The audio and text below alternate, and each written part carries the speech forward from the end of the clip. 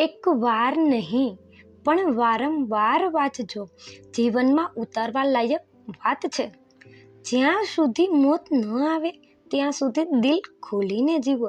અરે મૂકો માથાકૂટ, ભૂલી જાવ એમને જેને તમારું દિલ દુભાવ્યું છે. મૂકો એવા માણસોને જે તમારી ઈર્ષા કરે છે. કોઈની માફી માંગી લો અને કોઈને માફ કરી દો. ક્યાં જવું છે અભિમાન રાખીને? સ્વાર્થી સંબંધો હોય તો એને પરિસ્થિતિ પર જ છોડી દો.